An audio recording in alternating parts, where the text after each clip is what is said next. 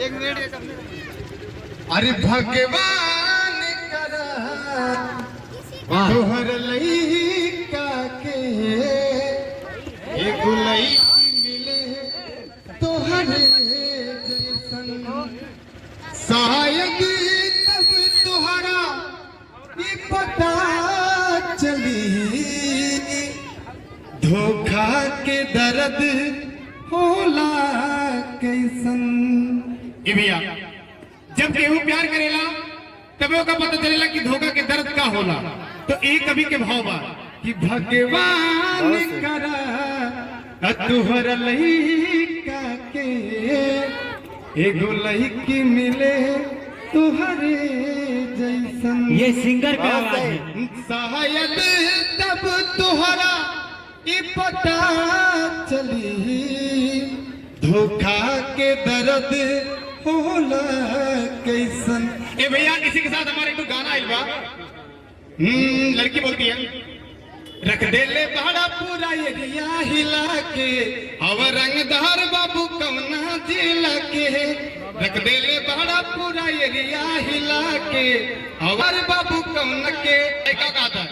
अरे ठास दे भीतर ले रह जेबू चिला के, ठास दे भीतर ले रह जेबू चिला के। आई रंगदार हम आई रंगदार हम सिद्धार्थ नगर जिला के, आई रंगदार हम सिद्धार्थ गोली चलता नहीं केहू बोली। भैया, इसी के साथ एक गाना हमारा 2-3 दिन में आने वाला है, वो भी रंगदारी का ऐसे है। वो गाना ऐसे करके है, लड़की बोलती है, बड़ी बड़ी अखियां देखावा तरा, काहे बाबू डेरवावा तरा। बड़ी बड़ी अखियां देखावा, काहे बाबू डेरवावा तरा। कि हम सौदा नहाई बाजारे के, हो बाजारे के।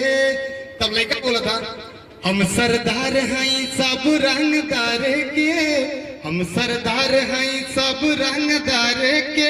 बोली जवान गोली मार दे बसारे के, हम सरदार हैं सब रंगदार के। बोली जवान गोली मार दे बसारे के। भैया, आप सब हमारे यूट्यूब चैनल पर रॉयल स्टार म्यूजिक, वह चैनल के आप लोग जाके सब्सक्राइब कर ली, और ऐसे ही गाना आप लोग के आवत रही अवधि में और भोजपुरी में और फुल रंगदारी के साथ। तो आप लोग जाइए और सब्सक्राइब कर ली। भैया शरण भैया, आपके हमरे छुट्टी दिए जाए थे, हमें छुट्टी दियो। दूसरे स्टेज अब लागे जाते, देख लो तैयारी चालू। तो भैया, जहाँ तक आप लोगों को बहुत प्यार मिला, सपोर्ट मिला, हम यही से